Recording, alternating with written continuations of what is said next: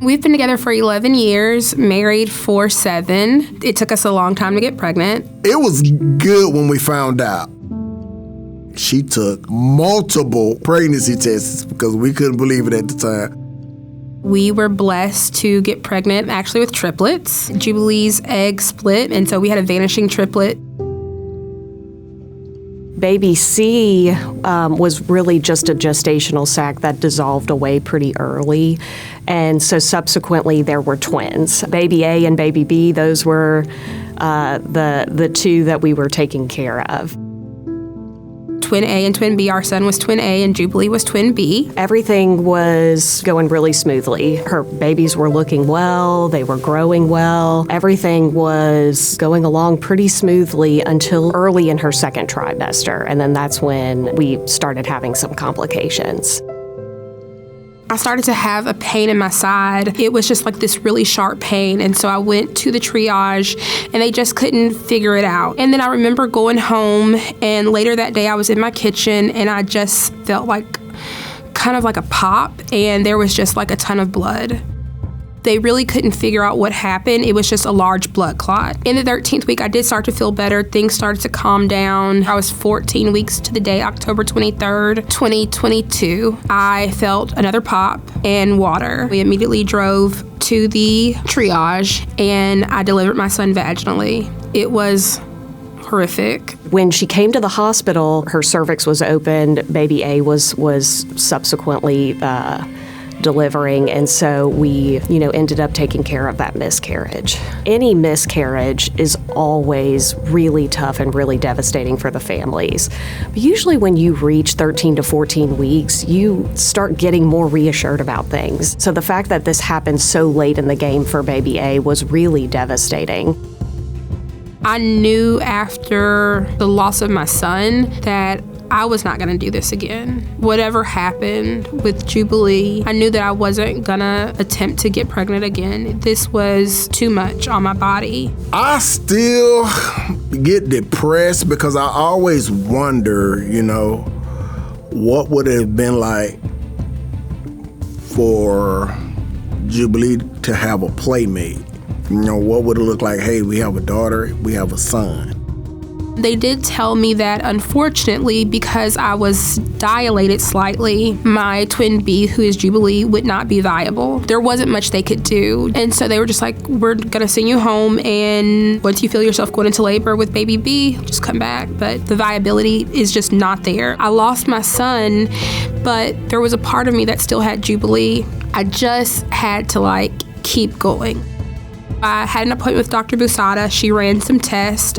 I was listening to a song in the car on my way to that appointment, and the song was called Jubilee, and I was like, I just know this is a girl. I said, if this is a girl like I think it is, her name's gonna be Jubilee, because she is happy. And we get there, and Dr. Busada does the results, and it was a girl. Things were looking okay, and I knew what the facts were, and I appreciated the facts that were given to me. But I also knew what my body felt. I saw my baby, I saw how happy she was, and she was still doing her thing. I was just prepared to move forward.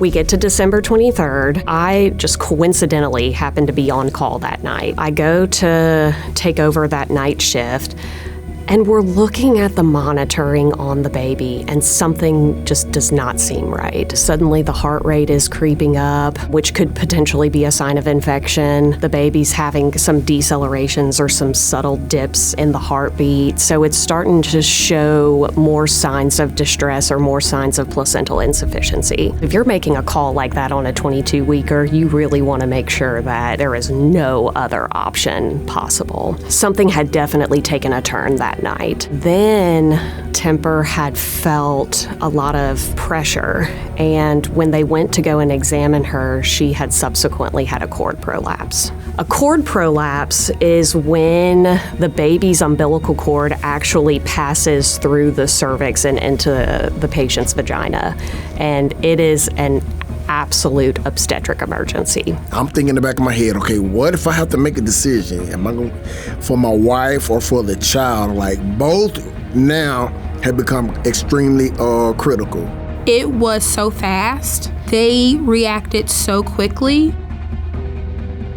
I did not have a lot of time to process that this was about to happen. They had me in the OR, on the table, and sleep within 3 minutes. The baby's cord prolapsed, there was no turning back. When we were notified about that, it was all hands on deck. Ultimately, that night, we had to deliver Jubilee at 22 weeks and 5 days.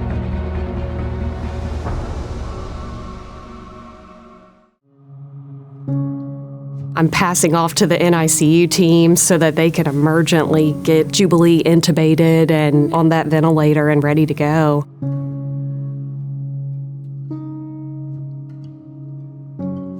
She fit literally into the palm of my hand. She was the smallest baby I had ever seen. What are you doing sucking on that tube? Oh, you're so stinking cute. Our first goal is to get the tube in, the breathing tube. That is the immediate life-saving thing. These babies cannot do breathing on their own. The heart is functioning okay, the gut comes later, but the respiratory system is the most important part. It took a couple of attempts for our team to get the breathing tube in, but we got the breathing tube in successfully. And then the next job is how to ventilate these babies. It is an art. We have to be very, very gentle. They are very fragile. Any mistake, any changes in the pressure is going to cause problem. In our NICU, we have a protocol like golden hour, which means within 1 hour, we try to put the tube, we try to put the lines, and then give all the basic medications, and then put them in isolate and close it. So what that isolate does is it keeps them warm, it provides the humidity, and keeps them away from the infection. In case of Jubilee, actually she had pulmonary hemorrhage. She bled in the lungs, which is a very, very severe life-threatening condition. Okay, most of the babies, if they develop pulmonary hemorrhage or severe pulmonary hemorrhage, they don't make it. It is like we are trying to take care of the lungs, heart, skin, infection, and nutrition. When I talk to families, I say every day is a new day. Today we are having a good day, tomorrow it may not be. Exact same thing happened with Jubilee. Some days were good, some days were not so good. And there was a day when she had a pulmonary hemorrhage. We thought we almost lost her. After they extubated Temper and brought her back to her room, she suddenly had some acute onset chest pain and shortness of breath. And it turns out Temper ended up having flash pulmonary edema and ultimately had to get diuresed and transferred to our ICU for additional monitoring. Temper lungs had got filled with fluid, so Temper was fighting for her life. Their investment was very clear and evident in how they cared for me and what they said to me.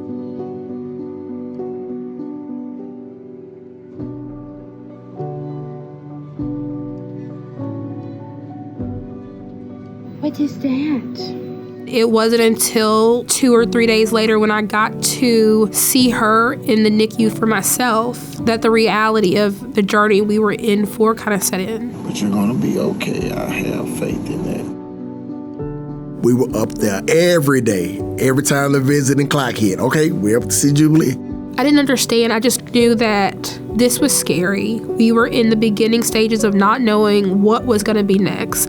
Jubilee was 15 ounces. She was scrawny, all legs. She had such long limbs.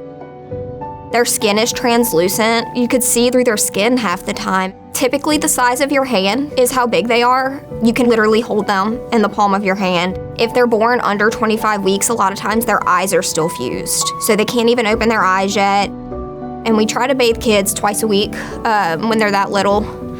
And I remember telling Temper, I was like, hey, we're gonna change her sheets. I'm gonna get my respiratory therapist over here. do you want to hold her while we do this? That was the first time I got to hold my baby. And they changed her bed sheets, and I just had to go very closely and just, hold her a little bit. But they gave me my first moment of connection with her, and it was beautiful. That's the magic of what those ladies do. They find moments to make you feel like a mom when you don't, because moms get to take their babies home, and NICU moms don't. As a first-time mom, I already don't know how to be a mom, right? Like, you're learning, but I'm learning differently. And they gave me special moments like that so often. And I just, you don't forget that. We celebrate every day. That's what my notion is. I tell families that, enjoy every day you can, because things can go wrong. There was a night in, I think, our second or third week in the NICU. I heard a sound come in from my phone. We're waking up at 3 o'clock in the morning because we're thinking like, okay, we're about to lose our baby. So we get up there and all the things are happening. Everybody is sitting at the bedside, all the nurses. I felt devastated. That is a night that I will never forget. That was the first night we almost lost her.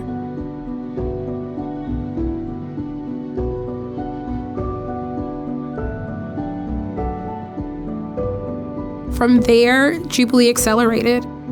She staged down on all of her oxygen support levels very quickly.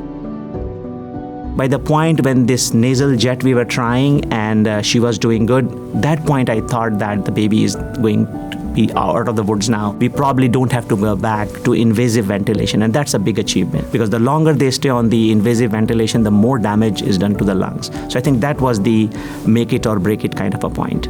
Miss Jubilee Williams. After 128 days, they threw us the biggest graduation. It was so nice. Jubilee's going home today.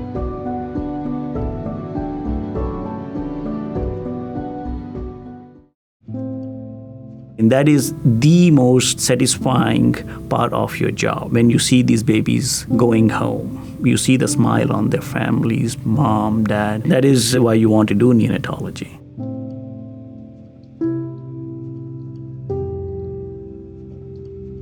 Babies like Jubilee, and I say this, it is nothing but miracle. And miracles do happen. When it comes to outcomes like what happened to Temper and Jubilee, those are ones that keep you going. There is also a lot of tragedy that can happen in the OB and pediatric field, and those really stay with you as well. So then when you have an outcome like this that's happened, it's just the best. They saved both of our lives, 100%. I don't know what it takes to realize that somebody has flash pulmonary edema. That is something people pass away from. I firmly believe they saved both of our lives.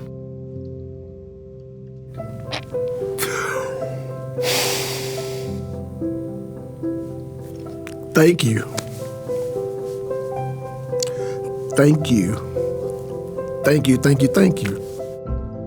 They really exceeded expectation with saving my daughter and helping her to be who she is today.